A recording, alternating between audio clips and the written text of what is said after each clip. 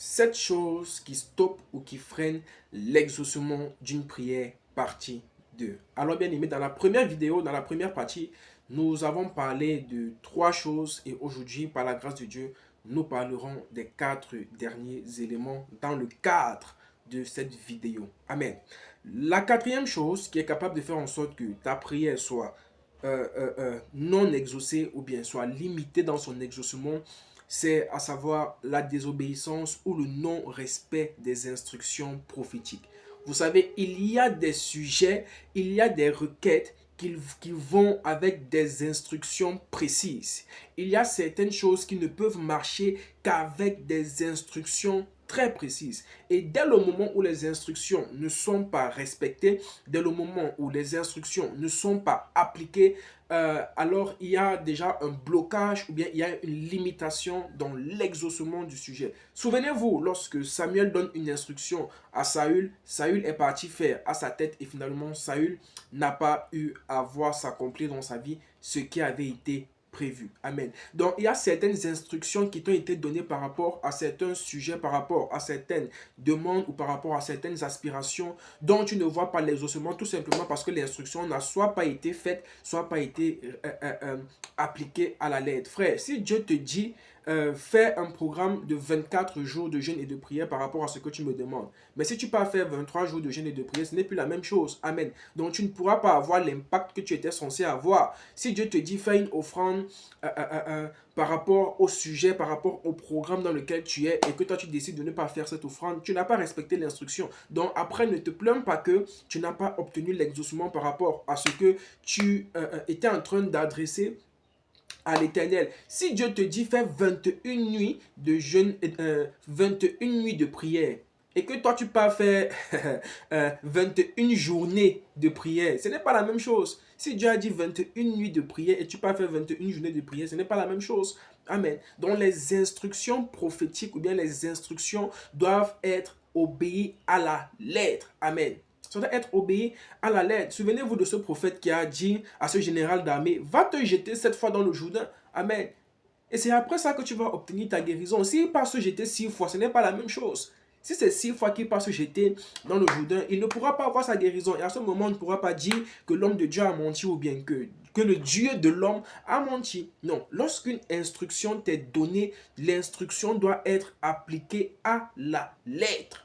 L'instruction doit être appliquée à la lettre. Sinon, ne te plains pas que ce que tu demandes à Dieu, tu ne vois pas la solution ou bien tu ne vois pas l'exaucement à cela. Amen. La troisième chose qui peut faire en sorte que ta prière soit limitée ou bien pas du tout exaucée, c'est quand tu te retrouves dans la mauvaise terre, à savoir dans le mauvais environnement, dans le mauvais endroit.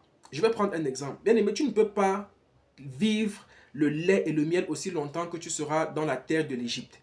Tu ne pourras pas vivre le lait et le miel aussi longtemps que tu seras dans la terre des Philistins.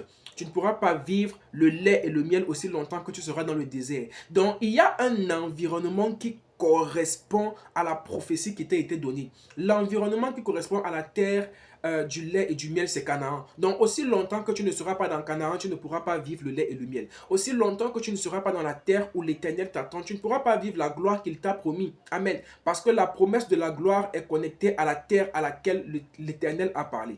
Je répète, la promesse de la gloire est connectée à la terre à laquelle le Seigneur t'a connecté. Donc, aussi longtemps que tu ne seras pas dans cette terre, il y a une certaine gloire que tu ne pourras pas vivre.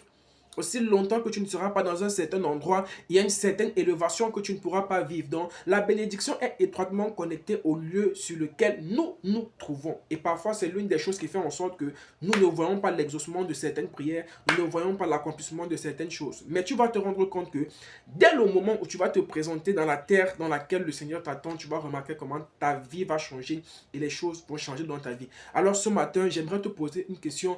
Quelle est la terre qui t'attend? Quel est le lieu où tu dois te trouver? La quatrième chose, je ne sais plus trop si c'est la troisième ou la quatrième chose, gloire à Jésus en tout cas, c'est la paresse ou la zone de confort. Amen. Lorsque tu vis dans la paresse, lorsque tu es dans la zone de confort, frère, il y a des prières que tu ne vas jamais voir s'accomplir. Parce que le travail est étroitement connecté à la prière. le travail est étroitement connecté à la prière. Donc, il y a des sujets qui ne vont s'accomplir que lorsque tu vas te mettre à l'œuvre. Il y a des sujets qui ne vont se réaliser que lorsque tu vas sortir de ta zone de confort. Tu ne peux pas prier que Dieu te donne le travail aussi longtemps que tu restes couché sur ton lit à la maison. Non, amen. Donc, il y a des sujets qui vont aller avec ta capacité à te sacrifier, à chercher, à t'investir et à t'impliquer. Donc, la paresse, la zone de confort, ce sont des blocages. Amen.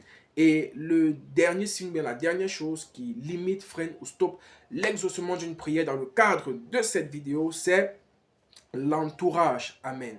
La Bible nous fait comprendre que les mauvaises compagnies corrompent les bonnes mœurs. Et il y a quelque chose qui m'a marqué lorsque j'étais en train de lire le livre de Marc chapitre 5 à partir du verset 40. Et il y a une parole que Jésus a eu à dire. Amen. Jésus mit tout le monde dehors.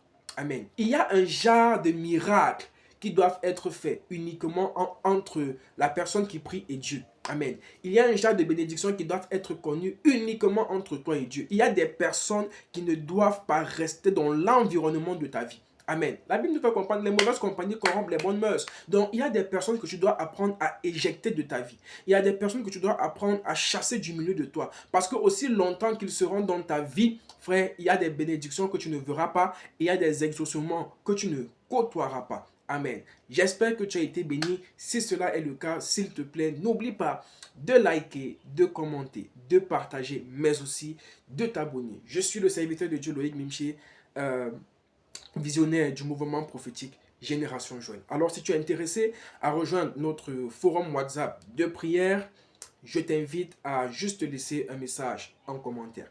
Que le Seigneur te bénisse, que le Seigneur te fasse du bien. Shalom, shalom, shalom.